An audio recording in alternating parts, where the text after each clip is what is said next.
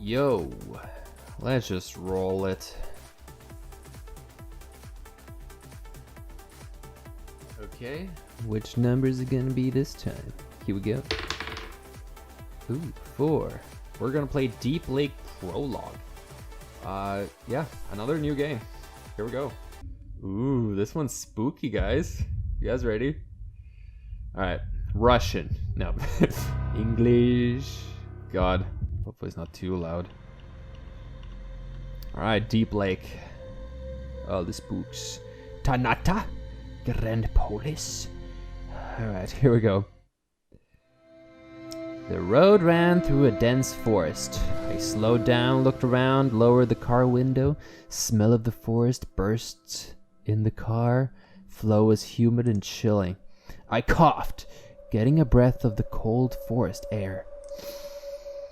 Last week I got a fever and lied around and bad for a week. You mean bed? That nauseous feeling of sickness still didn't leave me alone. It is already April, but winter is not rushing to leave. Between the trees, dirty little islands of snow were thinning out. Bare, damp earth was slowly getting rid of its white disease. I wish I could say the same. This illness, still sitting inside me, was not letting me to breathe freely. It was an hour and a half ride to Grand Polis, and I really didn't want to return to the city. My appointment with Trigger is tomorrow after lunch. There is no reason to rush. I tried to make the pleasure of traveling last longer and slowed down. Rain started knocking on the car's roof again for 100th time today. It was getting dark. Water drop spray was burning my face. I raised the window and turned on the wipers. Wait, what does this do?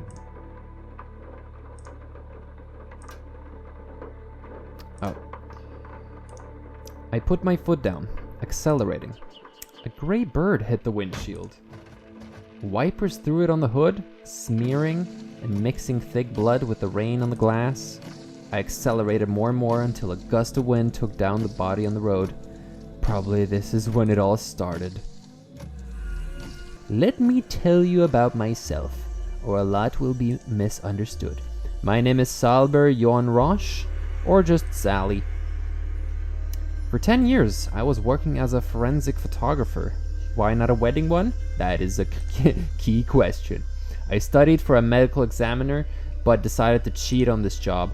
I wanted to take pictures of corpses, not picking their insides. I don't care about flowers, landscapes, happiness on people's faces. I am a deaths photographer. Thanatologist. I only care about how things decompose. Okay. The beauty of decomposing body hypnotizes me. It contains some attractive force. Actually, the word beauty isn't exactly correct. It is something nobler. Death is the source and life is its follow-up. You can look at it from another perspective. Co-turned inside out, worms the same way. Death has a structure, composition, it is ideal. And life is an incomplete act. Universe started from death. Really? My friends consider me a strange, asocial man. That is the truth. I don't like people. People are just barrels of flesh and bones, full of lies. Benefit, lust, envy. That is all that drives them. It's not like a goner. A dead body drops all the human's masks. It doesn't prepend. It is neither a man or a woman. It is united with eternity. However, there is one passion that connects me with a living obsession with horses. I can infinitely look at two things: marble corpse sculpture and graceful canter of a stallion that rushes to the horizon. This detrimental interest in these four-legged animals predetermined my destiny. About a year ago, I went to Daishtian Meadows to take pictures of grazing herds. Photographing horses and stallions, I got carried away and went deep in the pack. My guide screamed something and the convoy of horses rushed away. Whoa. In the midst of dust, I fell down to the ground, almost like I got hit by a hammer. Oof. Darkness smothered me. parts of reality and illusion chaotically blended into incoherent fragments. Dull flashes. My dead parents. Operating room. Unpleasant gaze from under the medical mask. Noises, whispers, melodies, and an old man. What? I breathed with the help of ventilator. Sometimes seeing hallucinations. An old left was to the left of me. Old left? Old man, why do I even care? Some weird, unfamiliar feelings, scents, movements, sounds, vibrations surrounded that man. I was greedily absorbing the entire cacophony of inexistent elements. And then darkness. Light. Blinding light in the end. Whatever it was, it rushed towards the light. A shaggy white head and a bent back of an old man appeared. He headed the way, while I follow him in this boundless universe, and then an enormous space. I felt its volume. I was inside a cell. I felt its size, and I knew that billions of those invisible cells surrounded me. What? Suddenly a dark essence with a cloak of ash appeared in front. Old man stopped. Me too. The cloak was made of fabric, but from the burnt ash. Face was covered in a baggy hood. Under the hood, terrifying black abyss. Old man made 3 steps forward, standing next to the essence, and turned back to me. He leaned on the staff, a bag over his left shoulder, his face dissolving in the smoke. Only his messy hair were visible. The dark essence reached out to me with a loud, creaking voice. You are early. I wasn't sure what to respond with, and if I was able to speak. You are now instead of this old man. My voice finally cut. Probably not. I just followed the light. Do you understand the dead? I feel them. Feeling them is not a mastery. Essence turned to the old man. Give him Conan.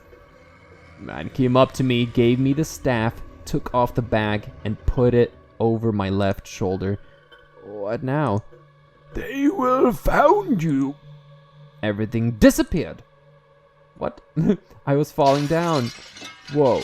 I woke up in the hospital. Old man's bed was empty. Cold draft filled the room. It entered through a huge broken window, playing around with a terrible smell of medicine. The sharp feather of the glass caught howling, whistling wind. Nurses and a doctor came in. Confusion, noises, guesses about what happened were not ending. Old man left through the window. You could hear the voices of the medical staff. How did he jump out? Wasn't he in a coma? There was no man. No body. I was rapidly getting better. Springs of health woke up inside me. My brain formed new thoughts, completely different from what they were before. Perception, imagination, logic, all built up into a strange, irrational flow. One night, something pushed me like a zombie. I stood up and went to a neighboring room. They recently placed a young firefighter there, who was stuck between burning beams. He was dead. Everyone was sleeping, so his death was unnoticed. It's kind of spooky. Cold sweat, shivers all over my body. Being there with the leaving firefighter's soul created spontaneous images of swirling layers of plasm. All kinds of colored dashes, sticks, geometric figures assembled into some unknown symbols. Until morning, I observed weird fiery patterns. Now, if someone died, I would always go to the dead and drop into trance. I watched the symbolic codes that flied around the soul, trying to understand their meaning. After fully recovering, I returned home. I was starting to make sense from these chaotic series of unending ideograms. Signs were falling into a certain systematic groups. Later on, symbols constructed a schematic flow, something like a hybrid alphabet. Whoa. There was no interest in forensic job anymore. I left. I received my severance pay and started roaming places where someone died. I read the information from the corpse, drawing tables, deciphering death signs and codes, writing them down in a big notebook. Trigger appeared 40 days after the old man incident. I was drinking coffee in a bar nearby and was writing down an idea that I got on a piece of napkin. A strong fear pierced my body. The feeling of upcoming danger came down to the bottom of my stomach. Trigger sat next to me. They found me. Trigger had a stare of an unwinking abyss who is ready to devour me together with all of my past and future reincarnations. That's insane. Waitress took his order like there was nothing wrong. I felt like I was the only one who could see his black hole face. It's time. Time to be useful. Well, I'm in trouble. Do you know nothing about purpose? A mission? Inside your mother's womb, you receive your purpose. Why are you born? What do you need to achieve, to create? What to lose, what to win, what to destroy? The waitress brought him coffee. Sips of the brown liquid disappeared in the mist of his missing mouth. Someone died. You are by the side. Did something stay after death? Signs flying around the body. How many? It depends. 5 to 9. It depends. 5 to 9. 5 elements of different elements. He was right. I don't know how I didn't notice that. Thin pieces are leaving the corpse. What you get is an information about the complete or incomplete purpose. 5 symbols about one's entire existence. In the end, was one's life worth or not? I got shiver running all over my skin. 21st of every month, we meet here. Trigger gave me a little black ass coal, rectangular disc. The first list of people, the exact date of their death. Read the codes during the first 3 days after death. Later is hard to retrieve the data. For now, start with Grand Polis. We will broaden it after our second meeting. I grabbed the disc, examining how it works. Is this Death Note? What is this? Scroll to the right, text appears. To the left, it disappears. And here's a little gift. You love horses. Trigger takes the disc, turns it on the other side. Extra section. Winners of every race in the entire country for the next 2 weeks. Oh my god. That's enough for your basic needs. Complete a job, I update the info. Recruitment complete. Digest it. Trigger went to the exit. His unfinished cup of coffee stayed on the table. I've crossed the Rubicon. I took my mystical responsibilities in full seriousness. The first list contained 11 people.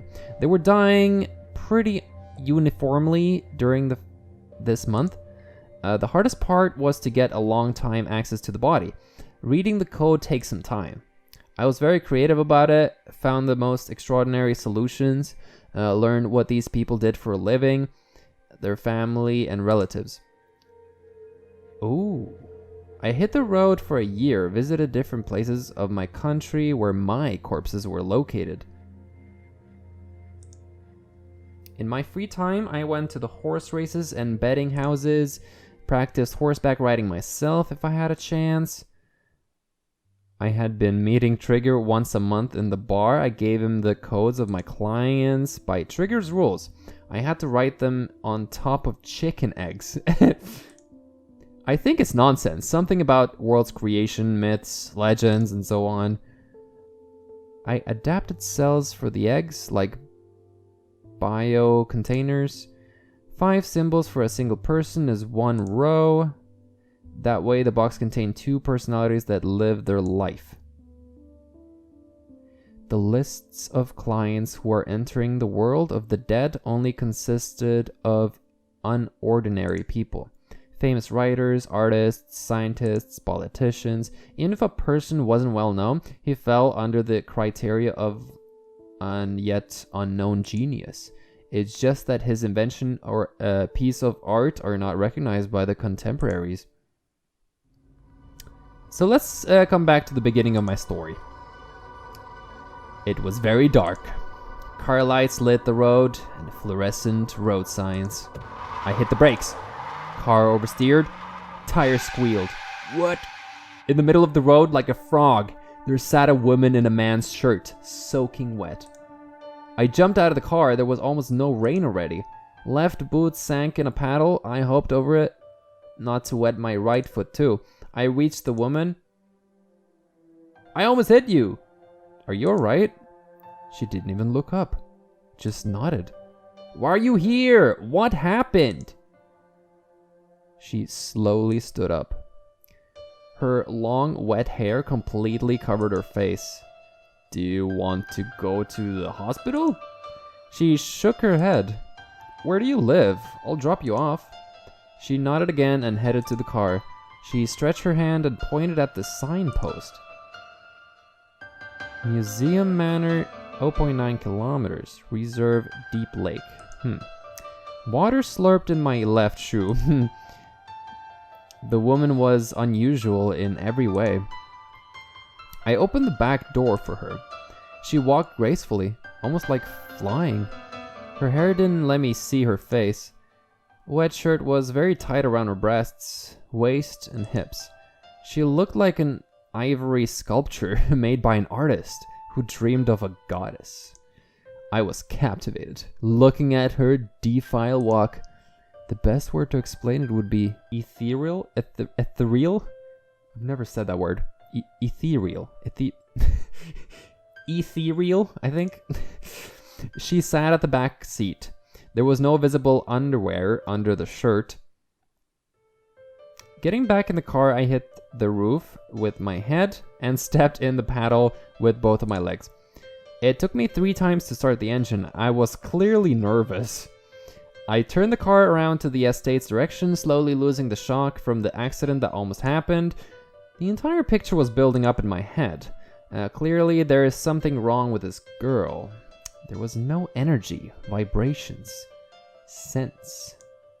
She was basically not death nor alive. What is this grammar? Do you mean she was basically not dead or alive? Some undefined emptiness sat behind my back. Invisible force brought my entire attention into the abyss. Stop! Jump out of the car and run away as far as I can until this hypnotic connection with the black-haired stranger breaks. The only correct action. I need to do this now. 900 meters to the manor. I found myself falling down in some hole between the present and future. Space and time were discharging, changing their poles. There was no flow of seconds. The matter of different mediums felt as a single one. It's hard to admit, but I wish that those 900 meters turned into 900 kilometers. As I stretched the moment, making the time to stop. Damn the world. I only want one thing to stay the same. My car's cabin. Eden Garden. With only 2 of us. She and I. I don't care if she is from hell or heaven, from the underworld or the skies, from another dimension, or was created by an enthusiastic poet. I don't care if she sinks her teeth in my throat, drinking blood or tears me into pieces. I don't need anything from her. She is sitting behind my back, and I want this to last forever. Fair enough. In the meantime, we reached cast iron miner gates. I pressed call on the intercom. The buzzer was loudly beeping, breaking the forest silence. Finally, a woman responded. Museum opens tomorrow at 11. Wait, there is a girl. She asked to bring her here. There was a pause. Drive through to the main palace's stairs. Heck yeah. Alloy gates slowly opened. I drove to the central building of the pack. Oh, hello. Walking down the stairs, there was an elegant dame who you should not talk with about her age. Okay. Behind her was an athletic strong man in white cap and a sailor's tunic. He's missing an eye. I went out of the car and headed towards the hosts. Good night. The dame introduced herself. Good night. I am Lady M, museum's warden. Lady M raised her hand towards the sailor. This is my assistant. You won't remember his Greek name anyway. You mean won't? Who wrote this? So we call him Boatman. The sailor didn't react on his introduction. He examined me with his severe, unfriendly eyes. Salber, nice to meet you. Where is the woman? I returned to the car. Barely noticed her. She jumped right under the wheels. I opened the back door. She was not there. There was a little bit of water exactly where my stranger was seated. She couldn't leave. Unbelievable. Lady M questioningly, what? Something mystical? She was always here. Boatman came up to the door and bent over the seat. He took a little piece of river weed from the little puddle. He showed it to Lady M and then went towards the household wing, which was behind the main building. Lady M smiled. Salbert, was there a woman? Or you made it up to break into the private territory? I was puzzled. Nonsense! I swear, there was a woman, soaking wet, wearing white man's shirt. My phrase removed the smile from Lady's face. It was serious. She knows something about the stranger. The girl pointed at your estate. You let me in with no questions. So you expected someone. Uh-huh. Big brain. Dear Salber. Just Sally. Sally. Apart from the museum, there is a choreographic school. It works on the weekend. I am its director. Girls usually arrive on Saturday morning, but some earlier on Friday. Today's Friday. When you mentioned a girl, I thought you were talking about one of my students. Lady M smiled. Nothing surprising. No more suspicions? I'm sorry, I can't believe it. It couldn't be a dream. Maybe. Lady M was examining me. She was clearly unsure, thoroughly thinking everything over. You can stay here overnight. If you stay, I will tell you a suggestion about disappearance of your companion. Sure, if it's not a problem. Not at all. Place your car at the parking. Cool. I parked in between an old minute van and black limousine. I took a rag from the trunk to remove the only remainder about my strange passenger, puddle on the backseat. Clearing up, I noticed a weak blue shining coming from the liquid. Whoa! Defocusing. Like during my usual session with the dead, I looked at refraction of light and distinguished two signs. I grabbed a pen from the glove box and drew them on my left palm to remember them. Shining stopped. I dried out the seat and headed to the main entrance where Lady M was waiting for me. Museum Hall's lighting was very weak. Paintings that were passing by created an additional sullenness. Faces of powerful people on the portraits escorted me with their scary glances. Utterly gothic, I doubted. Why did I agree to stay here? Odd host, old manor, the boatman is clearly a criminal. Lady M stopped by one of the paintings. That's Count Cherish. He got these lands as a gift from the Empress. The only original painting here. The rest are replicas. Originals are all around the capital's museums.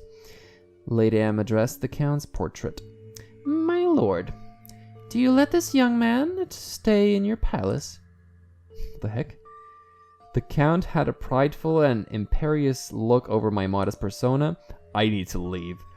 Tell her about an urgent matter and drive away before midnight. I remember a couple of dozens of stories about a character who stayed overnight at a castle or some other creepy place and is found dead in the morning. But ladies promised to tell me about the girl's disappearance still preoccupied me, sending away these cowardly thoughts. I myself am an unusual man, speaking with the dead. For real, what's wrong with me? I can scare anyone myself. Lady M looked at me in a way as if she expected me to talk to the Count, something like, "Oh, I am so honored, blah blah blah." I shifted from foot to foot, remembering of my wet feet. Water slurped in my boots. "My legs are soaking wet. Is it possible to dry somewhere?" Lady M laughed.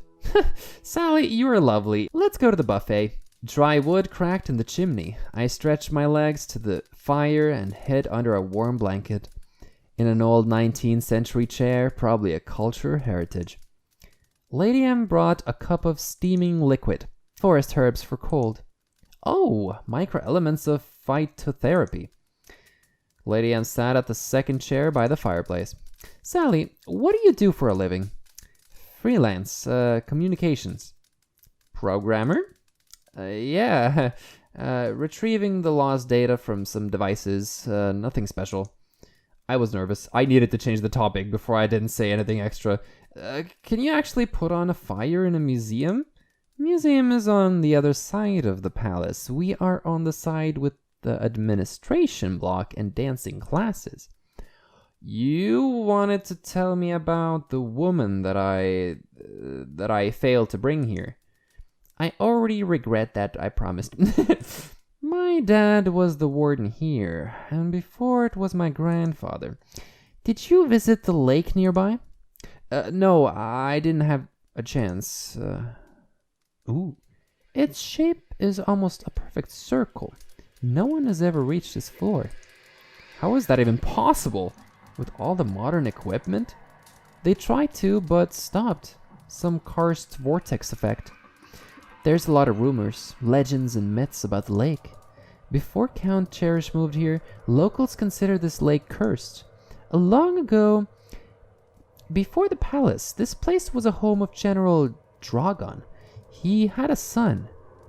The son loved Miller's daughter from the nearby village and asked his father's permission to marry her. But when Drogon saw her, he decided to marry her himself. There was a war up north, with Sweden at the time. The following day after the engagement, Drogon has sent his son to the battle. Son died there. Woman lived at the chief's house, waiting for her groom. Drogon wasn't letting the girl out and was forcing her to marry him. The only place she could go to, accompanied by guards, was the lake. During one of such strolls, she jumped in the water and drowned. Body still hasn't been found. My feet were warm, almost burning. I dropped the blanket, sat cross-legged, making myself feel more comfortable. Lady M continued the story, staring at the flames' tongues. In my mind, I was marking points that bother me the most. Creepy place, check. Scary bedtime story, check. I felt that a lot is going to happen to me at this noble rancho. Lady M continued. Dying from grief, Drogon rowed a boat to find his lover. On a third day at night, the drowned showed on the surface of water and pulled Drogon to the lake's depths. Next morning, he was found dead, naked to the waist. In 9 days, she went out on the shore. She wore Drogon's red satin kaftan. Drogon's servants ran away. Floater burned the general's house and hid underwater. People gave her a name. Chernodonna. After finishing my tea, I was looking for a place to put a cup on. The only horizontal surface was the floor. Not coming up with a better alternate, I placed the empty mug on the ancient parquet. Wow, that's rough. And what is the connection with my companion? Since then, Chernodonna roams around the nearby forests, looking for her next victim. They are exclusively men. They are found on the shore or in the lake, all shirtless. After that, ghostly Chernodana's silhouette is seen next to the lake. She walks around with loose black as soot hair, wearing the most recent victim's clothes on top of her naked body. I was remembering pictures of the stranger on the road. Wet white shirt. Hair as black as Crow's wing and an unstoppable magnetic force. I swear there was nothing demonic in this force. You cannot fool me with such things. The years ago, a young student died. Came here with an excursion. His sullen body was found a week later in jeans and boots, but no shirt. After that, there were no accidents at all until today. Did someone drown today? Fortunately, no. And the question why bothers me. Wait, damsel. What do you mean? What are those implications? I broke into a cold sweat. Sally, remember the details. Did you see her close? Very close. Can't see her face. It's covered with her black hair. White shirt, shark collar. A tick tremored muscles around my mouth. Right leg was shaking. On the shirt to the left was a pocket. Text. Name of a brand. I was shivering. Lady M described her like she was right by my side at the moment. Armando Brosi. Armando Brosi. We said those words simultaneously. Oh. Well, now I am actually scared. I was mumbling. Are you a psychic oracle? You can see past? No, I am Chernodana in Armando Brosi's shirt. Yesterday. Wait, okay. What? I heard steps of heavy boots. Boatman has entered the buffet. Lady M turned at him. It started. Excuse me, Sally. You've got to go. The room is ready for you. Wait. Explain? Lady M raised her tone. We'll talk tomorrow. I have chores that cannot wait. Lady M left the room. Boatman leniently smiled and we followed her. I was fidgeting on the broken sofa that the owner left me, trying to find a comfortable position for not to fall down. The room looked like some barricades built on the old furniture, stolen from bourgeoisie houses. Probably they brought here all the junk from the palace that you can't show in the exhibit. Outer chaos of all the events matched the confusion of my thoughts. So much absurd things happened in the last 3 hours.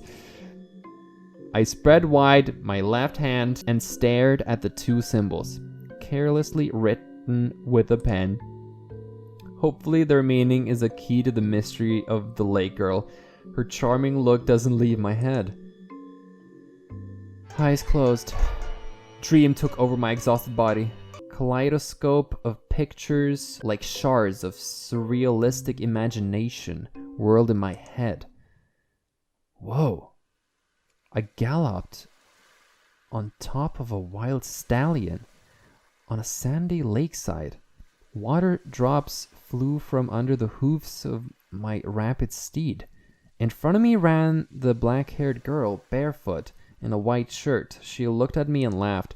I bent over and grabbed her. My horse jumped in the water, dipping us in the little waves. Woman swam to the middle of the lake, guiding the stallion by the bridle, and me on top of it, holding its mane. We shouted with laughter. The horse sniffled. I woke up on the floor. Sunlight filled the messy bedroom. The dusk glowed in the sun's rays. I still heard the horse's neigh. I shook my head to lose his sound. There was a bit of long black hair in my hand. Those were not women's hair. Hard horse hair? It's difficult to confuse them. I loudly sneezed and stood up. I laughed. I thought of Taoism parable about Zhuan Zhu, who turned into a butterfly while he slept. When will this craziness stop? Was it Zuanzu who dreamed that he is a butterfly? Or was it the butterfly's dreams that dream that it is Zuanzu? Was it I who had the horse? Or horse who had me?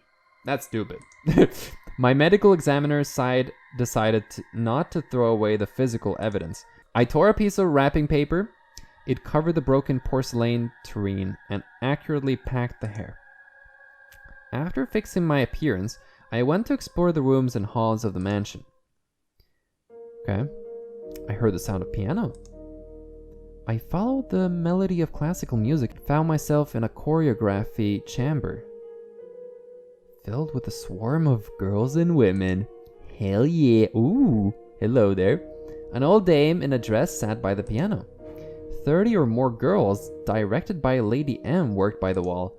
Women about 13 to 24 years old, organized in little groups of 4 people, depending on their age. Dressed in tricot, gaiters, short little tulle skirts, dancers reminded an alive rhythmic mechanism, which is ruled by an iron will of the ballet master. Lady M stood by the group of the youngest dancers, remarking their technique. My appearance brought noise and laughter of mischievous children. Lady by the piano stopped playing. Noticing me, Lady M called one of the older gittles. Karina, substitute me. Make a break in 20 minutes. Plastic Karina came up to the center and chattered incomprehensible ballet words. Good morning. Did you sleep well? Spent an unforgettable night among the antiques. Do you mind the breakfast? After your scary stories, I can't even think of food. We didn't finish our talk. I'll accept any nonsense while being hungry. That's positive. We entered a little cabinet. A decorative screen styled as a Japanese meishoi painting split the room. Behind the screen was a square table and 2 chairs. Please sit down. I followed the orders. Ooh, Lady M took 2 card decks from a little cupboard, put them in the middle, and sat opposite of me. I was very curious to ask more about yesterday's incident. What didn't she say about Chernodana? But on the outside, I depicted a cynic person who doesn't really care about the whole story. Do you rely on your destiny? Maybe. Choose a deck. They look the same. Card backs were symmetrically filled by an identical pattern. I took the left one. Lady M grabbed the other one. Ooh. She flipped her deck so that I saw the bottom card. It was the Jack of Hearts. I showed the lady my bottom card. 10 of Diamonds.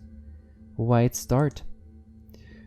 Card back were exactly the same. However, my card's face was black, while her was white. Do we play with both decks at the same time?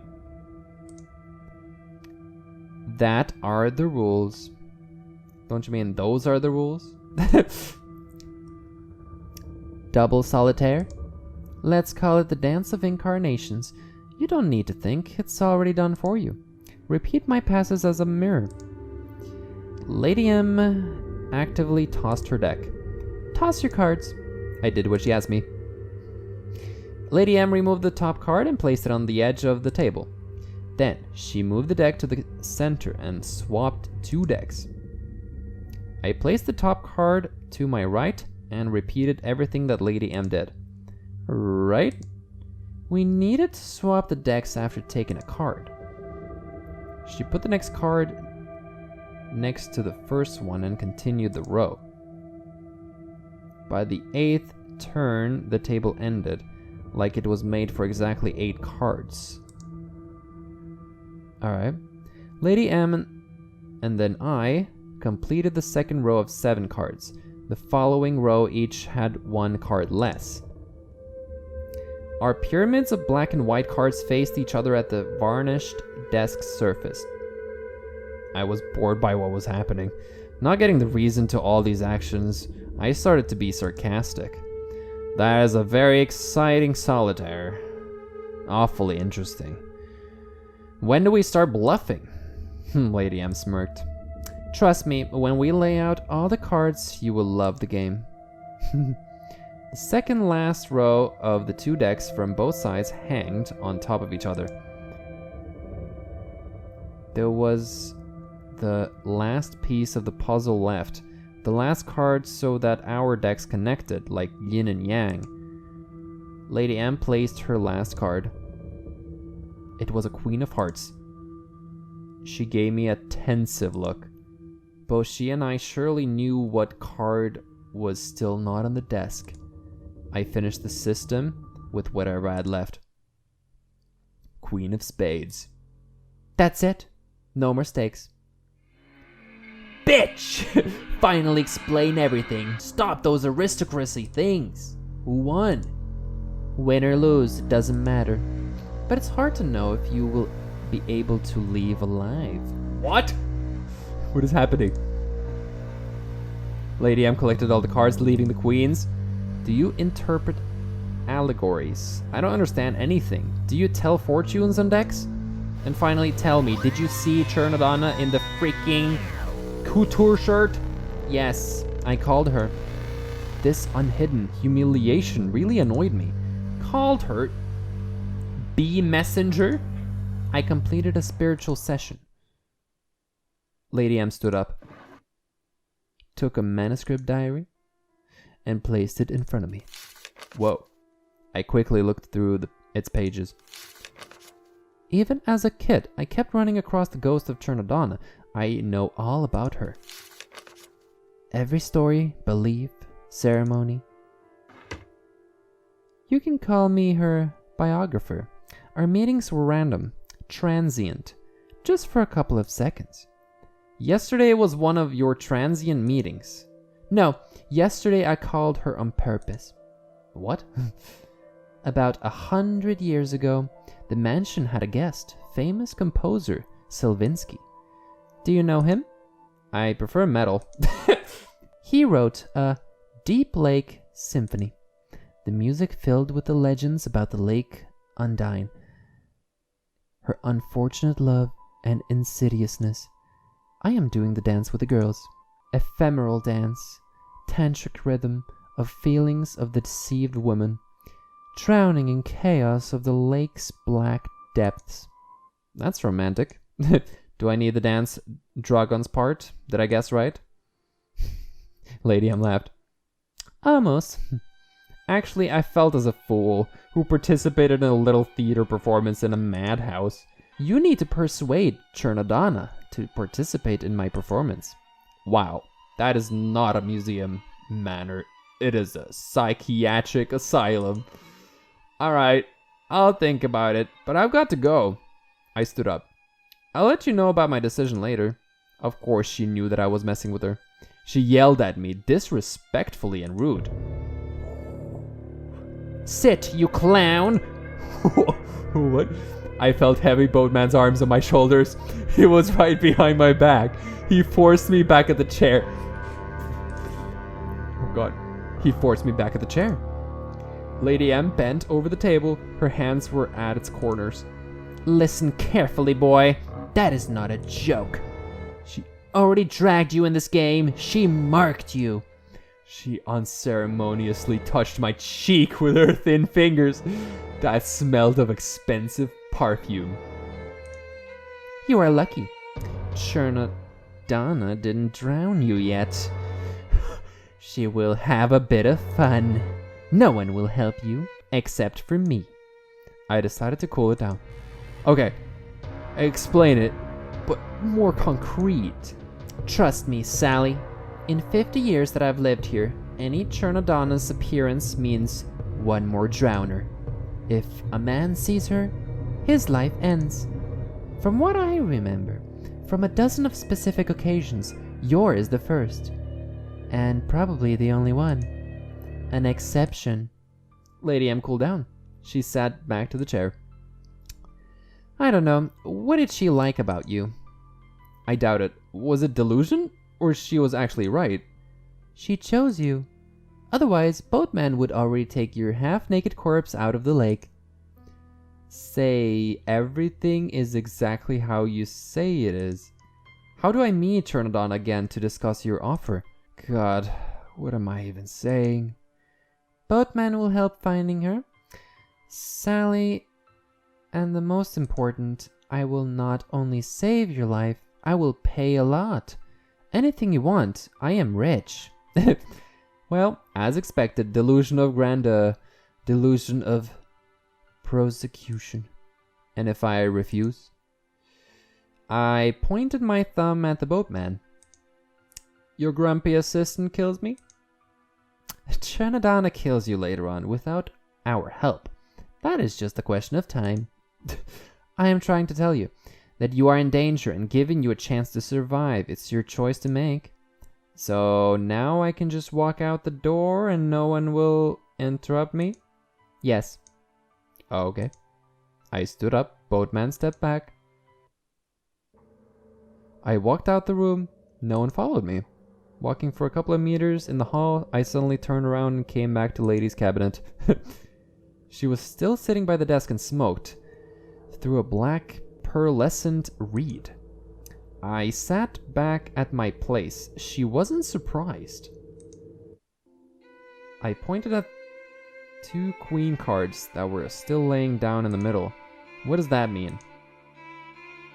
Lady M moved the queen of spades closer to me. In this game, our role is just a role of mediators. You are on the evil side. What? She pulled the queen of hearts closer to herself.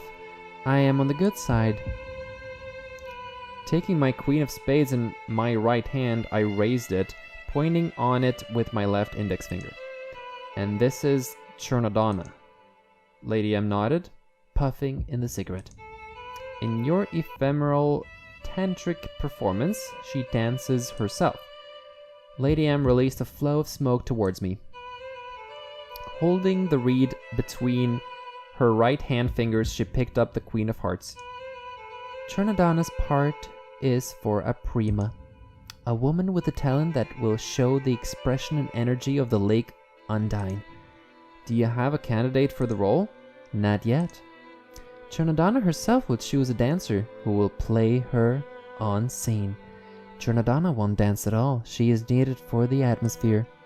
Just once at the premiere, she needs to be next to the auditorium to scare everyone, to show that death is inevitable. You probably felt the adrenaline too. Unbelievable effect. Stronger than sexual orgasm. No doubts about that. But it wasn't fear that I felt during Chernodonna's presence. I have something at Grand Police. I can't skip it. Without my defense, consider yourself dead. You keep telling me that you will help me. I don't feel any danger though. Yes, I brought the woman. She disappeared from the car. Weird? Yes. Where's the risk?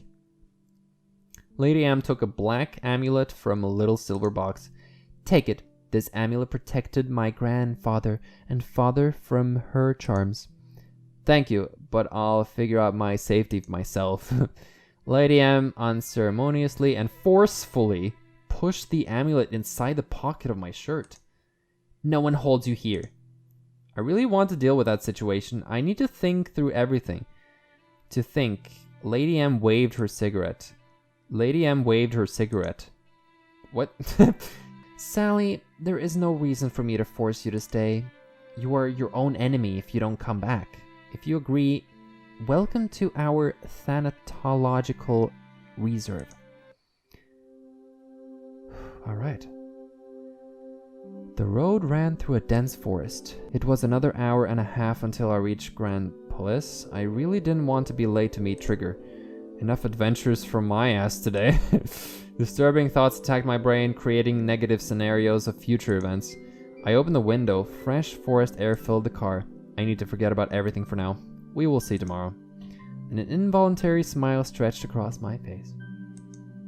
After all, how amazing was the woman who sat behind my back yesterday? The end.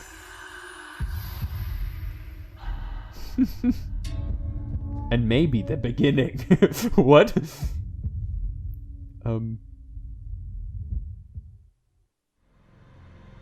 Well then, alright, that was Deep Lake Prologue. That was interesting. I expected like some, like, I don't know, like some kind of gameplay, but it was just like dialogue. But it was still interesting. It was quite an interesting story. Yeah, that was cool. Yeah, very different. I've not really played anything like that. So, yeah, hope you guys enjoyed. Hope you guys made it to the end. So it's pretty long, I know, but yeah, it was interesting. I enjoyed this. Anyway, that's it for now, I guess. That's cool. Alright, guys. Remember to gently tap that like button, ring that bell so you don't miss an upload. And thanks for watching, Dizers. Hope you have a fantastic rest of your day, and I will see you next time.